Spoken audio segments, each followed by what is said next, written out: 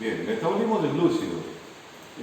Acá tenemos el esquema general del metabolismo de glúcidos, donde el polisacárido, que puede ser el glucógeno o el almidón, se produce la degradación del mismo, del polisacárido, y se obtiene como producto la glucosa 6-fosfato, que sería un metabolito común de la glicólisis.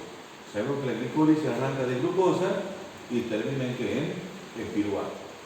Bien. La otra ruta que tengo es la biosíntesis del glucógeno, que a partir de glucosa 6-fosfato, o de glucosa, se puede sintetizar el polisacárido. También tenemos la glicólisis, que va de glucosa hasta piruvato, y todo esto ocurre a nivel del citoplasma. La vía de las pentosas presenta una rama oxidativa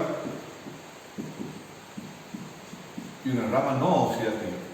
Es decir, la glucosa 6-fosfato presenta una rama oxidativa hasta llegar a la ribosa 5-fosfato, y a partir de ahí en adelante la rama no oxidativa, y desemboca como metabolito en la fructosa 6-fosfato y en el gliceraldehido 3-fosfato.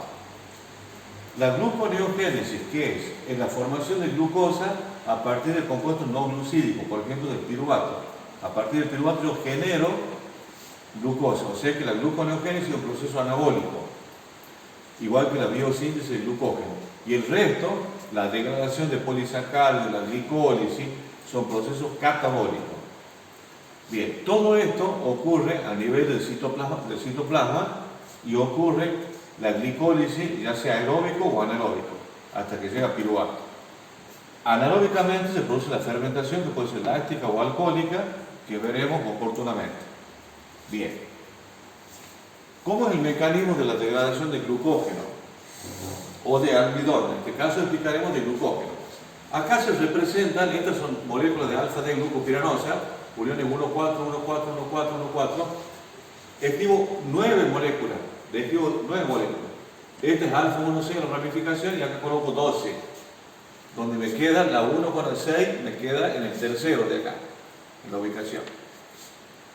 Actúa primero la glucógeno fosforilasa, que es la enzima que trabaja. En este caso, cuando decía que la glucógeno fosforilasa era una enzima que producía una regulación del tipo covalente. Entonces, el fósforo inorgánico que se encuentra en el medio hace lo siguiente: la glucógeno fosforilasa fractura las uniones alfa-1,4 que está indicado acá, y esa glucosa obtenida con el fósforo inorgánico sintetiza la glucosa 1-fosfato, y me queda una porción menor de glucógeno. Me quedan estas 4 que tengo acá y las 7 abajo, que están marcaditas. Luego trabajo una enzima bifuncional. Bifuncional se dice porque tiene doble actividad, el transferasa y el glicosidasa. Es decir, la transferasa tiene una actividad alfa-1,4 que tiene la capacidad de fracturar la unión 1,4 y transfiere las 3 moléculas de glucosa hacia la parte inferior, uniéndolas a la misma. Por lo tanto, me queda una sola molécula de glucosa unida por el tipo alfa-1,6. Y la glicosidasa, que tiene actividad alfa-1,6, presenta la capacidad de fracturar la unión alfa-1,6 acá, dejando la glucosa libre. Y un polímero lineal, bien, de alfa-D-glucopiranosa, unidas entre sí por uniones alfa-1,4, 1,4. Nuevamente actúa la glucógeno fosforilasa en presencia de fósforo inorgánico, fracturando las uniones alfa-1,4 y genera glucosa 1-fosfato. Posteriormente actúa la fosfoglucomutasa, que es una isomerasa, y convierte la glucosa 1-fosfato en su isómero, que es la glucosa 6-fosfato, que es el que se mete dicho metabolito en la glicólisis correspondiente. ¿Control? Bien. La glicólisis. ¿Qué es la glicólisis? Es un proceso catabólico lineal donde se produce la conversión de una molécula de glucosa en 2 moléculas de piruvato. Esto se produce a nivel del citoplasma celular, aeróbicamente, en presencia de oxígeno, y también anaeróbicamente, en ausencia o con muy poco oxígeno. Es un proceso oxidativo, degradativo, cuyo objetivo es generar energía en forma de ATP y los metabolitos necesarios para la biosíntesis de ciertos compuestos que el organismo necesite. presenta dos fases. La primera fase es preparativa, que consiste en 5 reacciones hasta obtener 2 moléculas de gliceraldehído 3-fosfato. Se observa un gasto de 2 ATP en las reacciones 1 y 3, que se denominan cebadoras, que son las irreversibles y es donde trabajan las enzimas reguladoras. ¿Cuál es el objetivo de la fosforilación? Presenta 3 motivos. Uno, que la glucosa, al ser neutra, se fosforila obteniéndose glucosa 6-fosfato, que al presentar carga eléctrica debido al fosfato, no gasta energía para mantenerse dentro de la célula.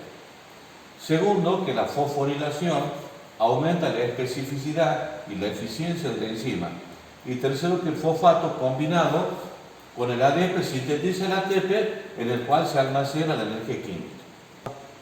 Bien, la glicólisis, ¿en qué consiste? Presenta 2 fases. La primera fase es la preparativa y la segunda fase que es la de beneficio.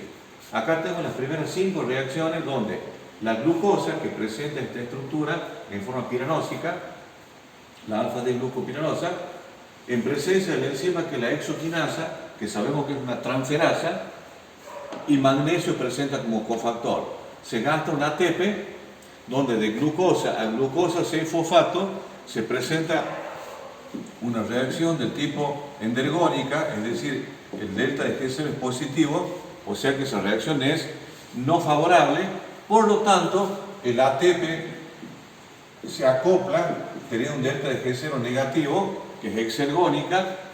Entonces, al ser una reacción no favorable, presenta una reacción acoplada con el ATP y la transforma en favorable.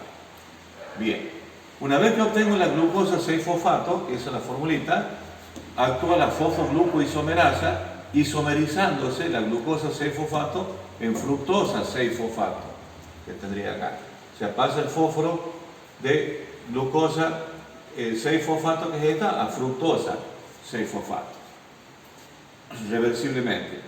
La tercera etapa es irreversible, actúa la fosfofructoquinasa en presencia de magnesio como cofactor, gastándose también un ATP de energía, y produce la fosforilación de la otra unidad, que sería el número 1, y obteniéndose la fructosa 1,6-bifosfato.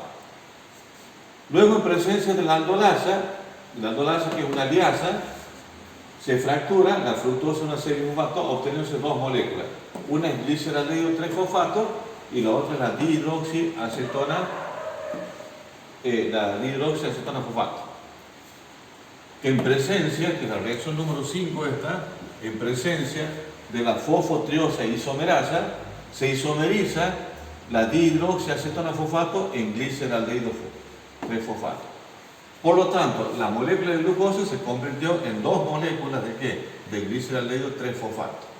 Bien, repasemos que tenemos la exoquinasa, es una transferasa, la fosfoglucoisomerasa es una isomerasa, la fosfofructoquinasa es una transferasa, la aldolasa es una liasa y la fosfotrioxisomerasa es una isomerasa.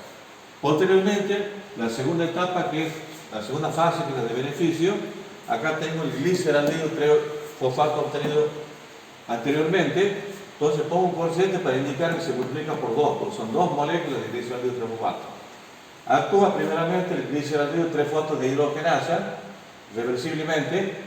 Entonces, se oxida, el aldehído se oxida ¿a qué? A un éster, y se fosforila con el fósforo inorgánico, se oxida el aldehído, que es el metabolito, y se reduce el cofactor o la coenzima, que es el NAD. Este es un proceso de oxidorreducción. Es el único proceso de oxidorreducción que tiene la glicólisis. Una vez que se obtiene el 1,3-bifosfoglicerato, se produce actúa la bifosfoglicerato-quinasa, que es una transferasa, en presencia de magnesio como cofactor, liberando el fósforo, se produce la hidrólisis del éster. Ese fósforo que libera se combina con el ADP y sintetiza el ATP. Esta etapa va a presentar un delta de G0 que es positivo, que es una reacción también acoplada con esta reacción que tiene un delta de G0 negativo. Esa también representa una reacción acoplada. Bien. En este caso, se libera ese fósforo y se dice que se genera un ATP a nivel de sustrato. ¿Por qué a nivel de sustrato? Porque la energía que necesito para que sintetice la ATP la obtengo de la hidrólisis, del enlace ese que tenía, del enlace éster que tenía el sustrato. Una vez obtenido el 3-fosfoglicerato, actúa la fosfoglicerato mutasa y produce, que es una isomerasa, convierte desde la posición 3 del fosfato a la 2, obteniéndose el 2-fosfoglicerato, cuya fórmula es la siguiente. Posteriormente actúa la enolasa, que es una liasa, quitando una molécula de agua, quita el hidrógeno con el óxido como agua y formando esta molécula que es el fosfoenol piruvato. Y por último, actúa la piruvato quinasa en una reacción irreversible, que es una enzima reguladora en presencia de magnesio y potasio como cofactores, obteniéndose el piruvato.